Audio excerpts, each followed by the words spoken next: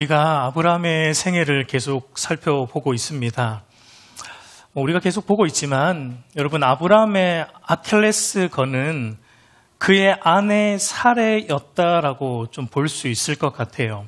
그러니까 아브라함의 아내 사레가 너무 아름다웠기 때문에 가는 곳마다 뭇 남성들의 시선을 한 몸에 받았고, 그런 남성들의 시선은 아브라함의 마음에 이러다가 다른 사람들이 사라를 차지하고자 혹시 나를 죽이지 않을까라는 그런 강박관념, 그런 두려운 마음이 아브라함 마음 안에 있었던 것 같아요. 그런 이유 때문에 아브라함은 과거 애굽으로 내려갈 때도 그랬고, 그리고 지금 우리가 보았듯이 그랄 지역으로 내려갈 때도 그랬고, 그러니까 자신의 아내 사라를 아내라고 말하지 않고 누이다. 물론 이게 완전 거짓말은 아닌데 어쨌든 거짓말이죠. 누이다라고 속이고 거짓을 행하고 있는 것을 우리가 보았습니다. 여러분, 창세기 12장 11절 13절 말씀 우리 한번 같이 읽어보겠습니다. 그가 애굽에 가까이 이르렀을 때 그의 아내 사레에게 말하되 내가 알기에 그대는 아리따운 여인이라 애굽 사람이 그대를 볼 때 이르기를 이는 그의 아내라 하여 나는 죽이고 그대는 살리리니 원하건대 그대는 나의 누이라 하라. 그러면 내가 그대로 말미암아 안전하고 내 목숨이 그대로 말미암아 보존되리라. 라고 말합니다. 그리고 여러분, 오늘 우리가 읽은 본문 11절에서 13절도 한번 보세요. 이것도 한번 같이 읽어볼게요. 아브라함이 이르되 이곳에서는 하나님을 두려워함이 없으니 내 아내로 말미암아 사람들이 나를 죽일까 생각하였으며 또 그는 정말 나의 이복 누이로서 내 아내가 되었음이니라. 하나님이 나를 내 아버지의 집을 떠나 두루 다니게 하실 때 내가 아내에게 말하기를 이후로 우리가 가는 곳마다 그대는 나를 그대의 오라비라 하라. 이것이 그대가 내게 베풀 은혜라 하였었노라. 그러니까 여러분, 이거 보면 아브라함이 가는 곳마다 사라를 자기 아내라고 솔직하게 말하지 못하고 누이라고 이렇게 속이는 거짓을 말한 이유는 사라의 미모가 너무 뛰어났기 때문에 사라로 인하여서 자기가 죽을 것에 대한 강박관념, 이 두려움이 있었다라는 것을 우리가 보게 됩니다. 여러분, 창세기 12장에서의 아브라함의 거짓말, 그리고 오늘 우리가 읽은 본문 20장에서의 아브라함의 거짓말은 내용 면에서는 조금도 바뀌지 않았어요. 다르지 않습니다. 그러나 거짓말을 하는 사람인 아브라함은 다르다라는 것을 지난 시간에도 말씀을 드렸죠. 그러니까 창세기 12장에서의 아브라함은 이제 하나님을 막 믿기 시작한 초신자, 그러니까 영적으로 어린아이와 같은 초신자였다면 창세기 20장에서의 아브라함은 하나님을 믿은 지 이제 24년이 지난 베테랑 신자, 그러니까 지난 24년 동안 누구보다 하나님을 깊이 만났고 경험했고 체험했던 성숙한 신앙인이었다라는 것입니다. 그렇기 때문에 아브라함이 24년 전에 범했던 똑같은 죄를 지금도 똑같이 범하고 있다라는 것은 여러분, 우리가 지난번에도 볼 때 충격이었지만, 근데 여러분, 이제 오늘 제가 더 충격적인 걸 좀 말씀드리려고 해요. 더 충격적인 건 뭐냐면 다음 장 창세기 21장으로 가면 여러분, 사라에게서 누가 태어납니까? 이삭이 태어납니다. 이것이 왜 충격적입니까? 왜냐하면 아브라함은 지금 자기 아내 사라를 누이라고 속여 아비멜렉 왕에게 첩으로 후궁으로 주고 있는 창세기 20장에서 이미 사라의 태중에 누가 있다는 얘기입니까? 이삭이 있기 때문입니다. 여러분, 아브라함이 사라의 임신 사실을 알고도 아비멜렉에게 첩으로 주었기 때문에 더 충격이 아닐 수 없는 거예요. 안 믿으시는 것 같은데, 그렇게 볼 수 있는 근거는 창세기 17장 1절을 보면 아브라함이 99세 때에 여호와께서 아브라함에게 나타나서 그에게 이르시되, 그러니까 창세기 17장에서 아브라함의 나이가 몇 세라고요? 99세입니다. 창세기 21장 5절을 보면 아브라함이 그의 아들 이삭이 그에게 태어날 때에 100세라. 창세기 21장에서 아브라함 나이는 100세입니다. 이삭을 낳을 때. 그렇다면 여러분, 창세기 20장에서 아브라함의 나이는 얼마일까요? 당연히 99세는 지났고 100세가 되기 전이니까 99세 중반쯤 되었겠죠. 그 말은 사라의 태중에 지금 누가 있다는 얘기입니까? 이삭이 있다는 말과 같은 거예요. 여러분, 아브라함이 이걸 몰랐을까요? 아브라함이 이 사실을 몰랐을까요? 결코 모르지 않았을 것입니다. 물론 아브라함 당시 오늘날처럼 임태기가 있어가지고 빨리 사실을 알 수 있었지는 않았겠지만, 그러나 사라의 몸 상태를 보면 충분히 사라의 임신 사실을 알 수 있었을 것이고, 무엇보다 창세기 18장 10절을 보면 하나님은 아브라함에게 이렇게 말씀하셨습니다. 내년 이맘때에 내 아내 사라에게 아들이 있으리라. 하나님이 내년 이맘때에 아들이 있으리라 라는 말씀을 주셨기 때문에 지금 사라의 태중에 이삭이 있다는 것은 충분히 알 수 있는 거예요. 그러니까 여러분, 이런 정황을 생각해 보면 자기의 아내를 다른 남자에게 첩으로 주었다는 사실도 충격이지만, 자기의 아들을 임신한 아내, 하나님께서 약속하신 아들 이삭을 임신한 아내를 다른 남자에게 첩으로 주었다는 것은 가히 충격적이지 않을 수 없는 것입니다.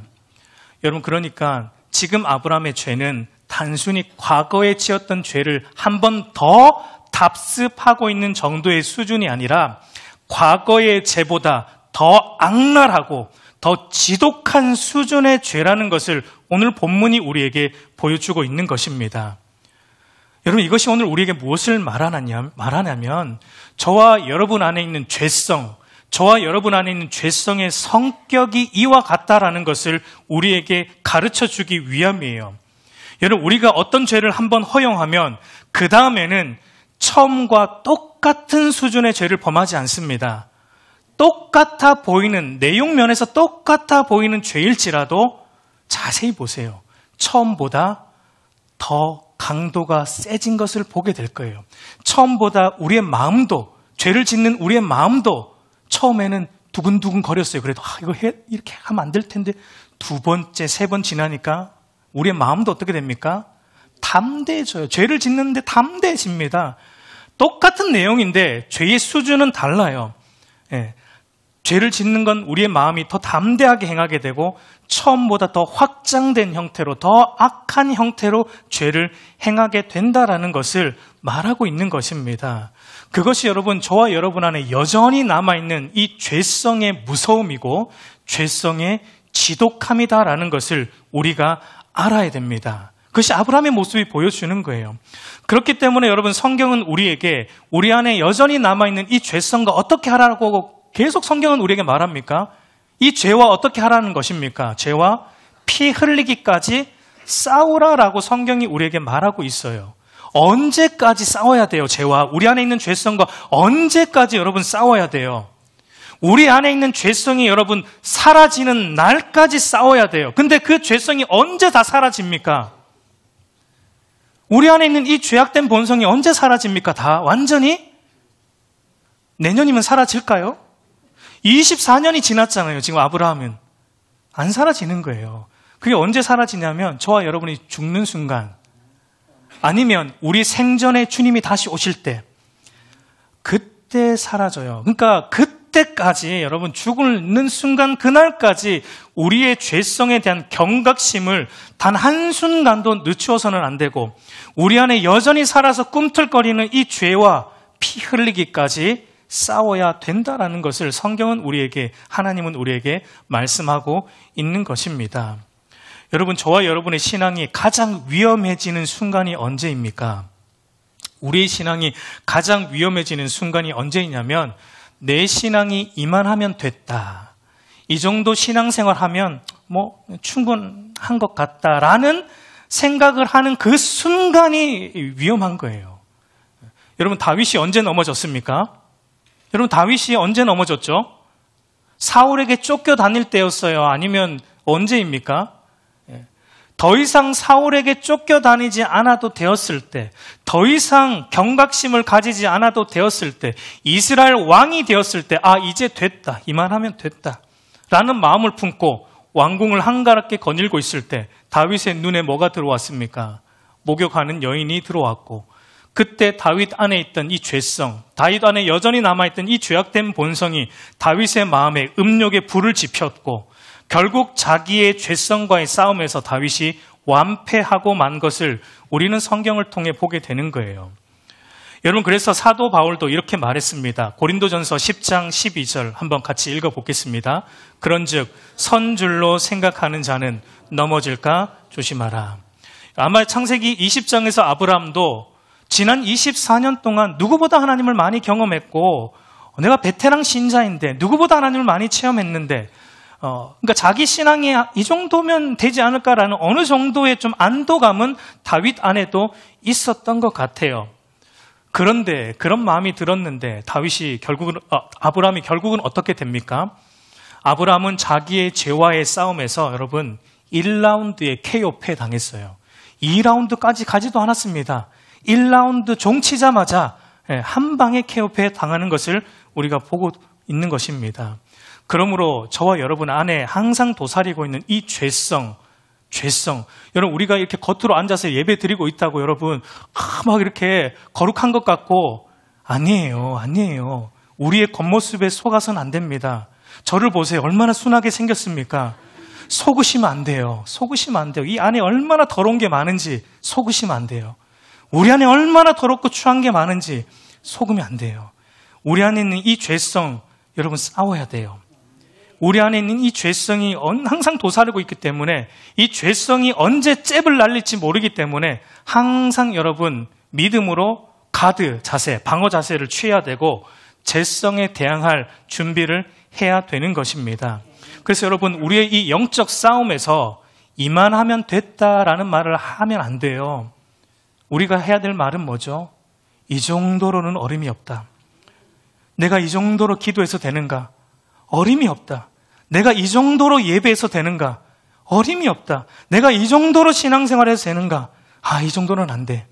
더 주를 열심히 섬겨야 되고, 더 예배해야 되고, 더 기도해야 되고, 더 하나님만 붙들어야 되고, 더 하나님만 의지해야 된다 라는 말을 우리는 되뇌어야 돼요. 그리고 우리 영적 싸움의 코치이신 성령 하나님께서도 우리를 훈련시킬 때 이렇게 훈련시키십니다. 더 기도해야지, 더 예배 드려야지, 더 하나님만 붙들어야지. 그때 저와 여러분이 성령 하나님의 인도를 따라 경건의 훈련을 여러분 끊임없이 해야 하는 것입니다. 지난 시간에 이어 본문을 보면 간밤에 자신의 꿈에 나타나신 하나님으로부터 모든 자초지정을 들은 아비멜렉이 그의 대신들에게 얘기를 이제 해 주었는데, 그들의 반응이 여러분 어떠했습니까? 우리 8절을 보면은 아비멜렉이 그날 아침에 일찍 일어나 모든 종들을 불러 그 모든 일을 말하여 들려주니 그들이 심히 두려워하였더라라고 말합니다. 그러니까 모든 자초지정을 들은 그랄 사람들의 반응은 뭐냐면 하나님에 대해 심히 두려워했다라는 것을 보게 돼요. 여러분, 사실 아브라함이 아내 사라를 누이로 속인 이유가 그랄 사람들은 하나님을 두려워하지 않는 불신자들이니까 라는 그런 자기 생각 때문이었습니다. 그래서 11절을 보면은 아브라함이 이르되 이곳에서는 하나님을 두려워함이 없으니 내 아내로 말미암아 사람들이 나를 죽일까 생각하였음이요 라고 말합니다. 그러니까 아브라함이 이렇게 생각한 겁니다. 아브라함이 생각할 때는 그랄 사람들은 하나님을 믿지 않는, 예수님을 믿지 않는 불신자들이니까 그들은 하나님을 조금도 두려워하지 않을 것이다 라고 지레짐작을 한 것입니다. 그러나 여러분 어떻습니까? 아브라함의 생각과는 달리 아비멜렉과 그랄 사람들은 하나님에 대한 두려움이 있다라는 것을 우리가 보게 돼요. 물론 여러분, 이들이 하나님에 대해 심히 두려워했다라는 이 말은 우리가 두려워하는 것과 같은 두려움은 아니에요. 믿는 신자인 저와 여러분이 하나님에 대해 가지는 경건한 두려움, 그러니까 하나님에 대한 경외심으로서의 두려움은 아닙니다. 그러니까 이들이 하나님에 대해 심히 두려워했다라는 것은 당시 고대 근동 문화가 다신교 문화였기 때문에 하나님을 유일하신 참 하나님으로 믿은 것은 아니에요. 그랄 왕이, 그랄 사람들이 하나님만 창조주이고 하나님만 유일하신 구원자라고 이들이 믿은 것은 아니지만, 그러나 다신교기 때문에 수많은 신들 중에 여호와라는 신, 하나님이라는 신도 있고, 그 신이 어느 날 밤에 나타나서 심판을 행한다고 하니까, 보응을 한다고 하니까 그 신적 존재의 보응과 심판에 대한 두려움을 가졌다라는 것을 의미합니다. 여러분, 이것은 우리에게 무엇을 말하냐면, 이것은 하나님께서 이 세상을 다루시는 일반 은총의 방식이라는 것입니다. 여러분, 하나님은 인간의 양심 안에 하나님에 대한 두려움을 두심으로 인간으로 하여금 자기의 죄악된 행동을 억제하고 절제할 수 있도록 인도하세요. 예수 안 믿는 사람들도 하나님은 하나님에 대한 두려움을 인간들의 양심 속에 심어주므로 자기들이 하는 죄악된 행동을 억제하고 절제하도록 하나님이 도우시고 인도하신다라는 것을 우리가 볼 수 있는 겁니다.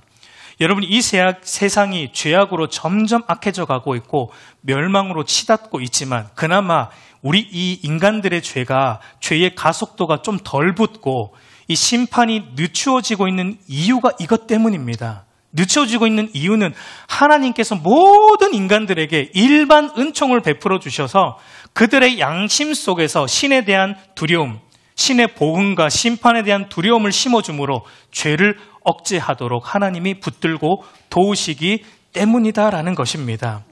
오늘날 타락한 이 인류가 그나마 인간답게 살 수 있는 것은 바로 이 하나님의 일반 은총의 은혜 때문이다라고 우리는 생각하는 것입니다.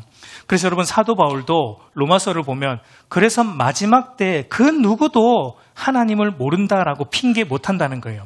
그 누구도 나는 하나님으로부터 받은 은혜가 하나도 없다라고 핑계를 못한다는 겁니다. 모든 인간은 지금 하나님의 일반 은혜와 일반 은총 아래서 하나님의 도우심을 받아 살아가고 있기 때문입니다.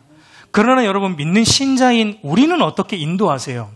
믿는 신자인 우리에게는 하나님께서 일반 은총만이 아니라 특별 은혜, 특별 은총을 베풀어 주셔서 우리로 하여금 하나님의 보응과 심판에 대한 두려움 때문에 우리가 마지못해 죄를 피하고 하게 하시는 것이 아니라 오늘 우리는 예수 그리스도의 십자가를 통해 우리를 죄에서 건져 구원하신 그 하나님의 끝이 없는 사랑, 무한한 사랑을 우리에게 깨닫게 하심으로 그 하나님의 무한한 사랑 때문에 죄를 미워하는 마음을 주세요.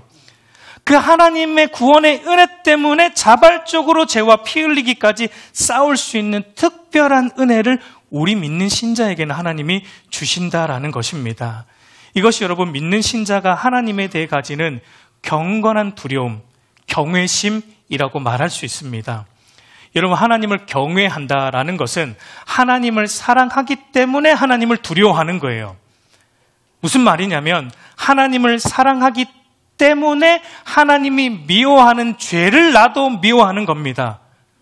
이 죄를 지으면 하나님이 나를 심판하실까 봐 그 죄를 안 짓는 게 아니에요. 하나님을 사랑하기 때문에 하나님이 미워하는 이 죄를 나도 미워하고 하나님께서 나를 죄로부터 건져 구원하려고 하나님이 죄와 치열하게 싸우셨기 때문에 나도 내 안에 여전히 꿈틀거리는 죄와 치열하게 싸우는 것입니다. 여러분, 이것을 볼 때 아브라함은 하나님께서 믿는 신자인 자기의 인생만이 아니라 믿지 않는 불신자들의 인생 또한 주관하시고 다스리시는 만물의 주권자이자 만왕의 왕이시자 이 역사의 주권자이심에 대한 믿음이 아브라함 안에는 온전하지 않았다라는 것을 우리는 볼 수 있습니다. 여러분, 하나님은 믿는 신자인 저와 여러분의 인생만 다스리지 않습니다.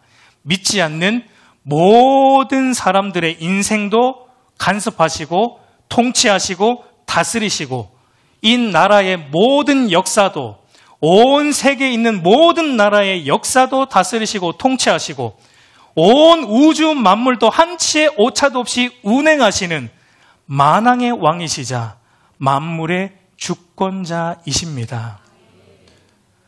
여러분, 얼마 전에 우리는 새로운 대통령을 선출했습니다.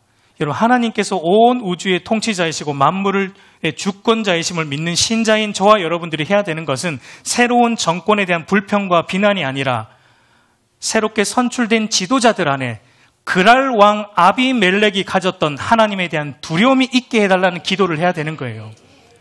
하나님의 보응과 심판에 대한 두려움이 이 지도자들에게 있게 해 주십시오라는 기도를 해야 되는 거예요. 어디 모여가지고 데모하고 그런 것 좀 하지 마세요, 좀. 그게 우리 믿는 신자들이 해야 될 일이 아니라고요. 그런 것 좀 하지 마세요. 믿는 신자는 기도해야죠. 그랄 왕 아비멜렉에 있는 이 하나님에 대한 두려움을 주십시오.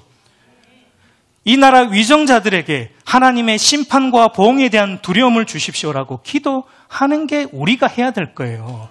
골방에 들어가서 기도하세요. 밖에 나가지 말고. 골방에 들어가서 기도하세요. 여러분, 하나님께서 모든 인생과 모든 만물과 온 우주를 한치의 오차도 없이 완벽하게 다스리시고 통치하신다는 것에 대한 이 확신과 믿음이 우리 안에 있으면 저와 여러분 안에 사라지는 게 있습니다. 그것이 무엇입니까? 그것은 모든 종류의 염려와 두려움은 사라집니다. 저와 여러분의 삶에 대한 염려와 두려움은 사라집니다. 이 나라의 염려와 두려움도 사라집니다. 이 세상에 대한 염려와 두려움도 사라집니다. 하나님께서 모든 인생, 모든 만물, 모든 역사, 온 우주를 한치의 오차도 없이 완벽하게 다스리시고 통치하신다는 것을 믿으면, 확신하면 모든 종류의 염려와 두려움은 저와 여러분 안에서 사라지는 거예요. 그래서 여러분, 주님도 이렇게 말씀하신 겁니다. 마태복음 10장 29절에서 31절 말씀 한번 같이 읽겠습니다. 참새 2마리가 한 아사리온에 팔리지 않느냐? 그러나 너희 아버지께서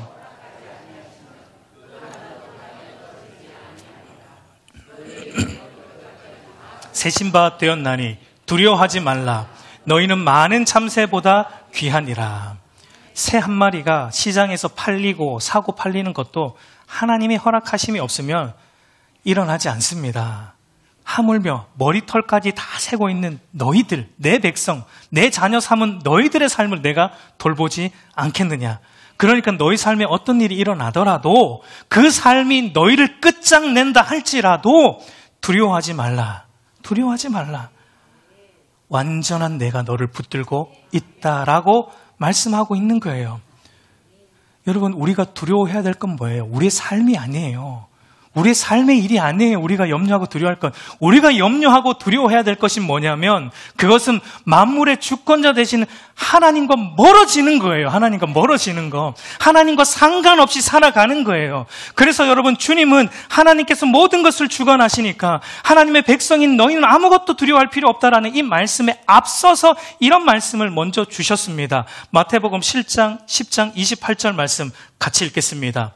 몸은 죽여도 영혼은 능히 죽이지 못하는 자들을 두려워하지 말고 오직 몸과 영혼을 능히 지옥에 멸하실 수 있는 이를 두려워하라. 여러분, 우리가 이 땅에서 사람을 통해 겪든 아니면 어떤 경로를 통해 겪든 우리가 겪을 수 있는 일들 중에 가장 큰 일은 무엇입니까?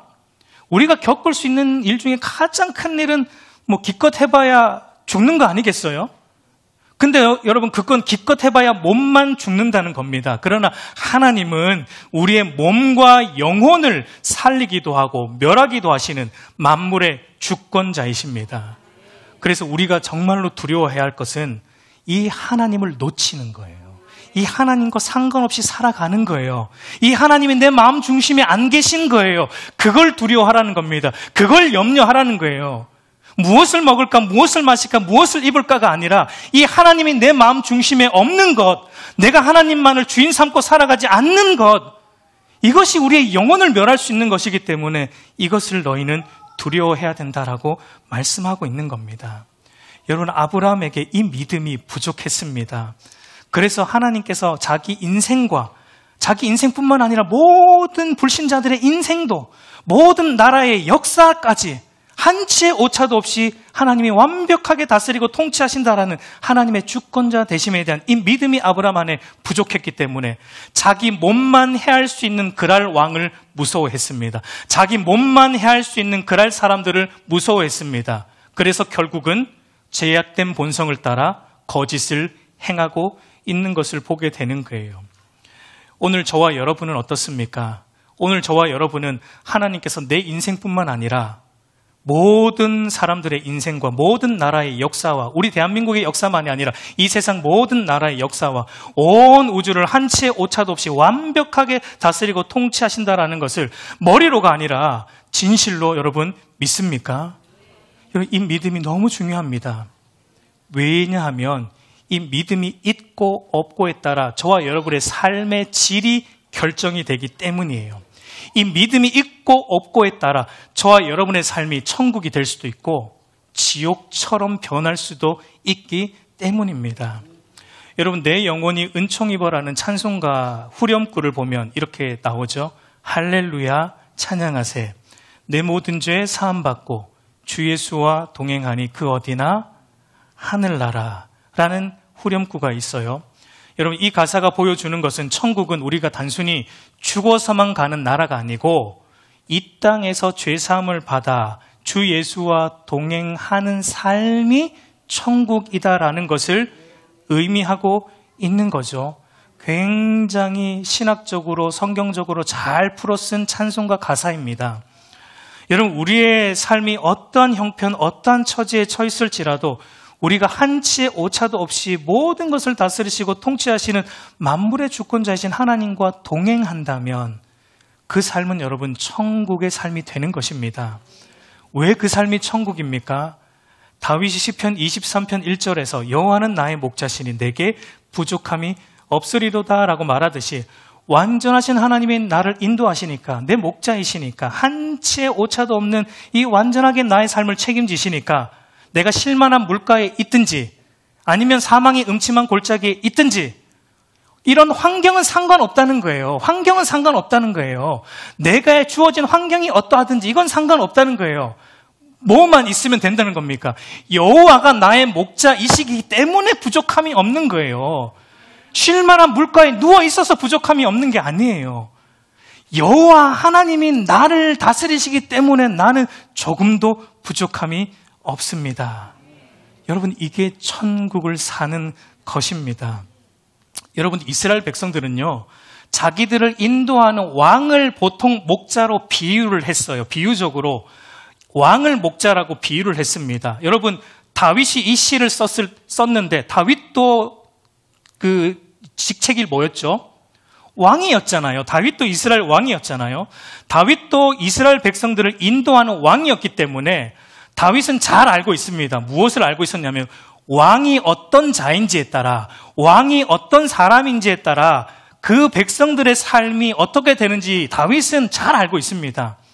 왕이 어떤 사람인지에 따라 그 백성들의 삶이 윤택하게 되는지 아니면 그 백성들의 삶이 부족함 투성이의 삶이 되는지 다윗은 왕으로서 누구보다 잘 알고 있었어요. 여러분, 이스라엘 모든 왕들을 통틀어서 이스라엘 백성들에게 가장 부족함이 없도록 인도한 왕이라고 꼽는다면 누가 있을까요? 그게 다윗 아니겠어요? 그게 다윗입니다. 다윗이 왕이었을 때 이스라엘 백성들의 삶은 형통과 평안과 부족함이 없는 것으로 가득 찼습니다. 그러나 다윗도 완전한 왕은 아니었습니다. 사무엘 하를 보면 그도 엄청난 죄를 범했고 다윗의 범죄로 인해 여러분 이스라엘 백성들 7만 명이 전염병으로 죽습니다. 왕의 범죄로 인해 백성들이 어떻게 되고 있습니까? 죽어요. 왕이 누구냐에 따라 백성들의 삶이 지옥으로 변하고 있는 거예요. 그 백성들이 고통당하고 있는 거예요. 다윗은 이걸 알아요. 이걸 알기 때문에 이 시를 쓰는 거예요. 이 고백을 하는 거예요. 내가 왕이야. 불완전한 내가 너희의 왕이 아니다. 불완전한 내가 나의 목자가 아니라 하나님, 완전하신 하나님이 나의 목자이다. 이스라엘의 목자이다. 그 말은 완전하신 하나님이 이스라엘의 왕이다. 나의 왕이시다. 그래서 너희는 부족함이 없고 나도 부족함이 없다. 이게 여러분 천국의 삶이에요. 완전하신 주권자 하나님에게서 행복을 찾고 만족을 찾고 안식을 찾고 안전을 찾고 누리는 삶, 부족함 없는 삶, 천국의 삶이에요.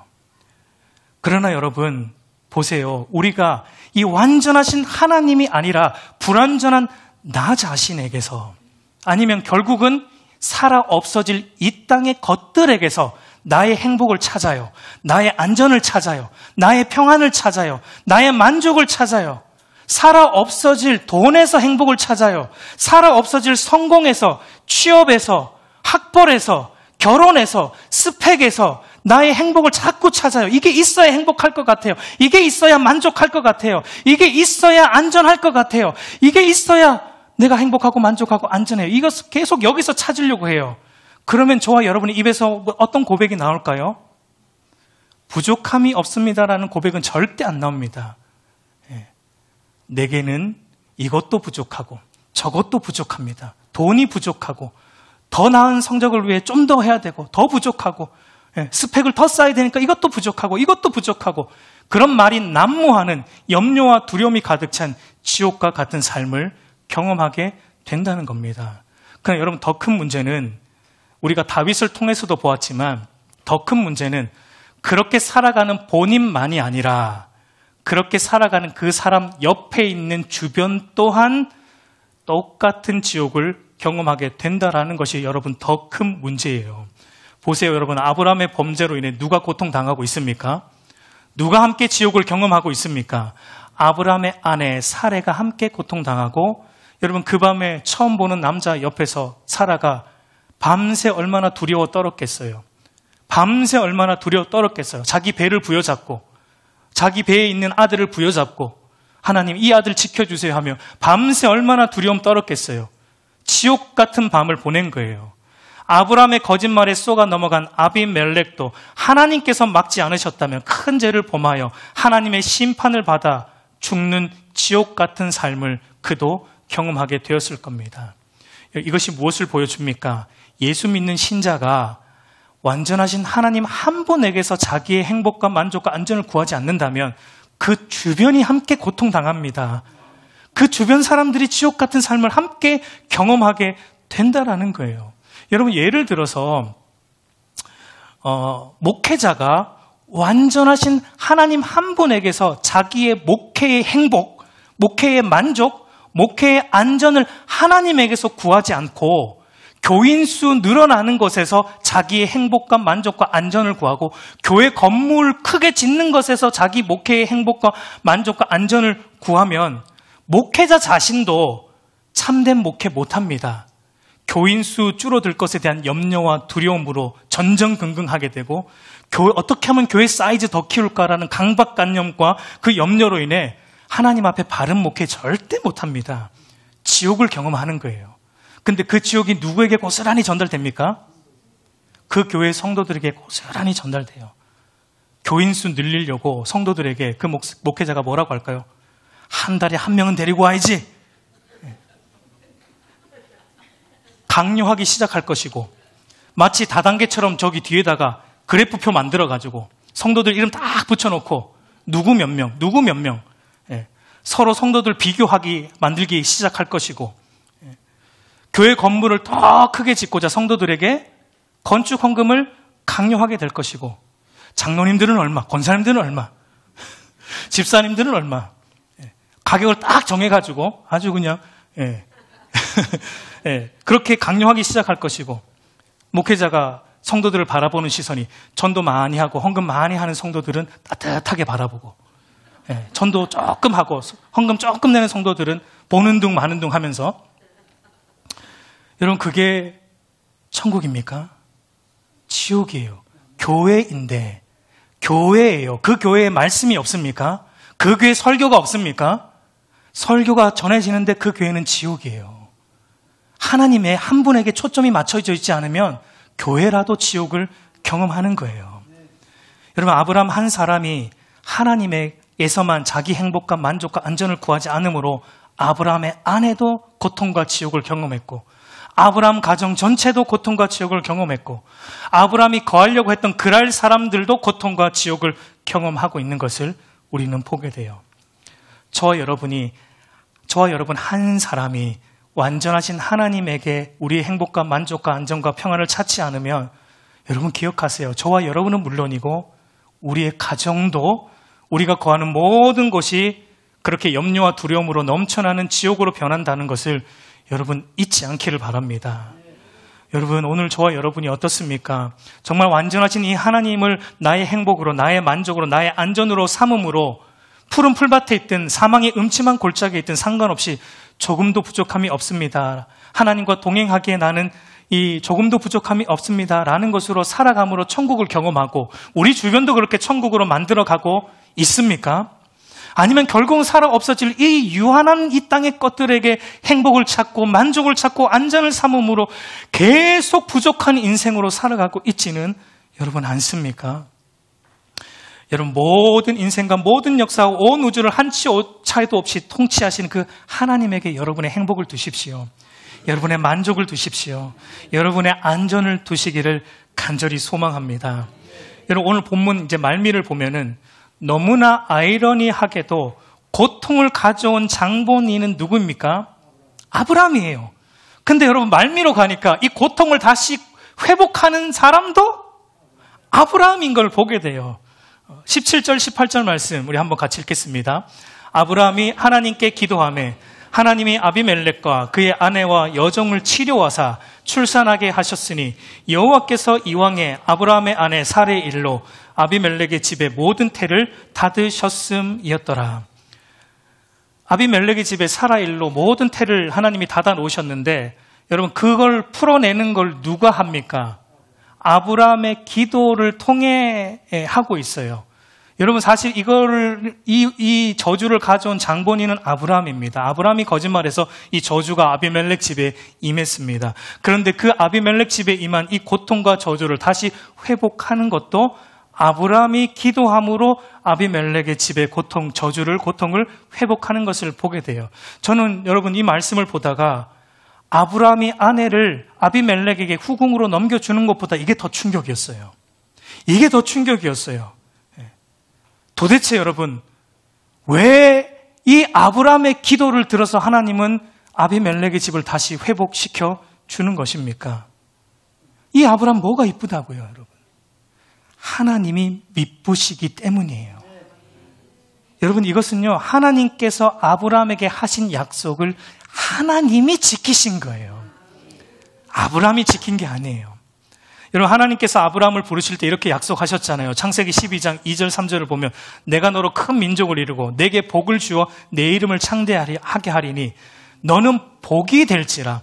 너를 축복하는 자에게 내가 복을 내리고 너를 저주하는 자에게 내가 저주하리니 땅의 모든 족속이 너로 말미암아 복을 얻을 것이라.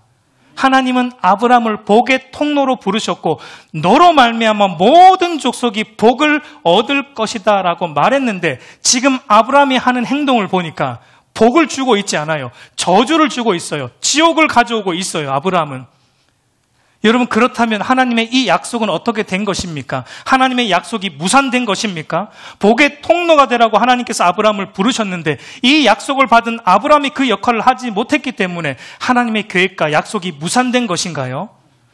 아니라는 겁니다. 하나님의 약속은, 하나님의 말씀은, 하나님의 계획하심은 어떠한 방해가 있을지라도 결코 무산되지 않는다라는 것을 오늘 이 본문을 통해 하나님이 보여주고 있는 겁니다.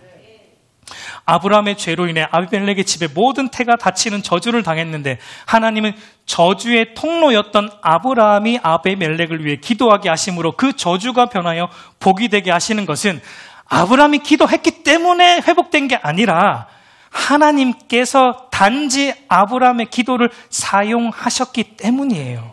달리 말해 하나님이 아브라함에게 하신 약속을 하나님이 지키셨다. 결국은 여러분, 하나님이 하셨다라는 것입니다.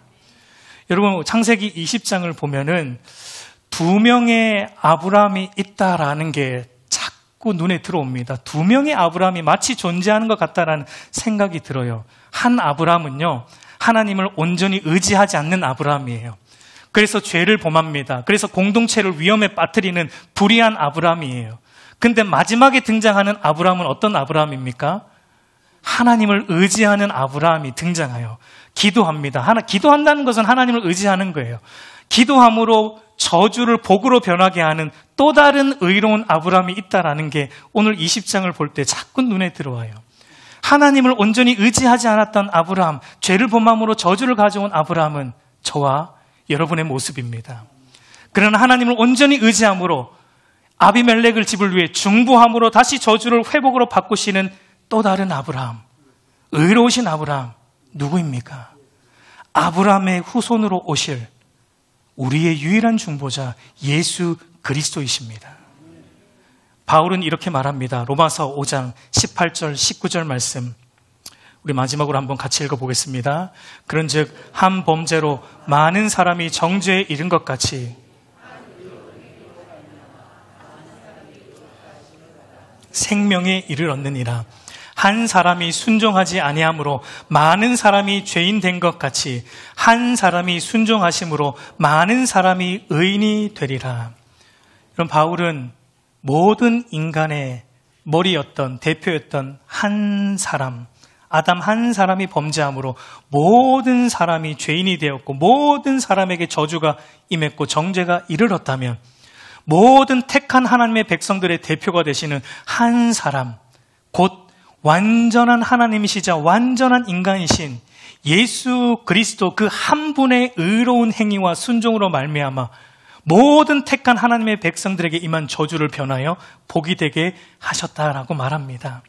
한 사람의 죄가 이 세상의 저주와 죽음을 가져왔다면 또 다른 한 사람, 그분은 완전하신 하나님이시고 완전한 사람이신 유일한 중보자 되신 그 예수 그리스도 한 분으로 말미암아 이 세상에 임한 저주를 변하여 죽음을 변하여 하나님의 백성들에게는 복이 되게 하시고 영생이 되게 하시는 그 은혜를 주셨다라고 말하고 있는 거예요.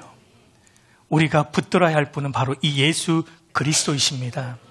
오늘 저와 여러분은 여전히 아브라함처럼 또 죄 앞에서 넘어지고 또 실패하지만 그럼에도 하나님은 저와 여러분 안에 예수 그리스도가 있기 때문에 우리를 향하여서 나는 너희의 하나님이고 너희는 내 백성이다라고 말해주시고 우리 안에 복의 근원 되시는 예수 그리스도가 계시기 때문에 저와 여러분들을 세상에서 우리도 아브라함처럼 복을 가져오지 못하고 때로는 저주를 가져올 때도 있지만 그럼에도 우리 안에 복의 근원이신 예수 그리스도가 있기 때문에 우리를 복의 통로로 사용하신다라는 겁니다. 우리의 기도를 통해서요. 세상을 향해 기도하는 우리의 기도를 통해서 이 세상에 임한 저주를 변하여 복이 되게 하신다라고 말씀하고 있습니다. 그러므로 우리의 소망은 우리와 함께 하시며 우리의 삶을 한 채 오차도 없이 인도하시는 이 완전하신 하나님께 있습니다. 우리의 소망은 지금도 하나님 보좌 우편에서 우리의 믿음을 잃지 않도록 대언하고 중보하여 주시는 우리 구주 예수 그리스도에게 있습니다.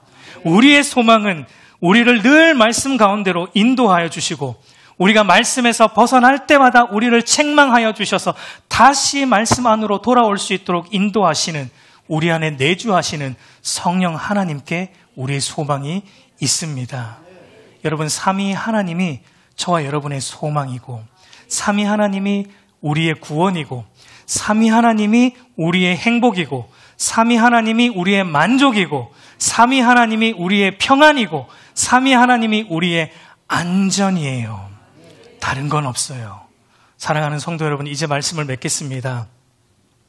저와 여러분의 삶에 돈이 부족해서 내 삶은 왜 이렇게 부족하지? 내 삶은 왜 이렇게 지옥같이? 라는 말을 하고 있습니까? 저와 여러분의 삶에 내가 원하는 성공을 이루지 못해서 내 삶이 왜 이 모양이지? 내 삶이 왜 이렇게 부족하고 내 삶은 왜 이렇게 지옥같지? 라는 말을 하고 있습니까? 저와 여러분의 삶에 남들이 다 알아주는 대학을 가지 못해서 좋은 스펙을 얻지 못해서 좋은 직장을 잡지 못해서 내 삶은 왜 이렇게 부족하지? 내 삶은 왜 이렇게 지옥같이? 라는 말을 여러분 하고 있습니까? 저와 여러분의 삶이 우리가 계획한 대로 흘러가지 않아서 내 삶이 왜 이 모양이지? 내 삶은 왜 이렇게 지옥같이? 라는 말을 하고 있습니까? 아니에요, 여러분. 아니에요. 그런 것들은 내 삶에 부족한 것도 아니고 망한 것도 아니고 지옥도 아닙니다. 진짜 부족하고 진짜 망하고 진짜 지옥은 앞에서도 말했지만 하나님을 잃어버리는 거예요. 모든 만물의 주인이신 하나님을 잃어버린 삶, 하나님과 상관없이 살아가는 삶, 그분의 통치와 다스림 안에 머물지 않는 삶이 진짜 부족하고 진짜 망하고 진짜 지옥의 삶인 것입니다. 아무리 돈을 많이 가져도, 아무리 좋은 대학을 가도, 아무리 좋은 직장을 잡아도, 아무리 성공해도 이 하나님이 없으면 남는 것은 아무것도 없어요. 아무것도 없어요. 그게 망한 거예요. 그게 지옥이에요. 우리 사랑하는 성도 여러분, 모든 인생의 모든 역사와 모든 우주 만물을 한 채 오차도 없이 완벽하게 운행하시고 다스리시며 결국은 하나님의 뜻하신 바를 이루어내시는 하나님께로 오늘도 나아오십시오. 예수 그리스도께로 오늘도 여러분 나아오십시오. 그분이 우리의 구원이고 행복이고 만족이고 안전이에요. 그 은혜가 저와 여러분 안에 있기를 우리 주님의 이름으로 축복합니다.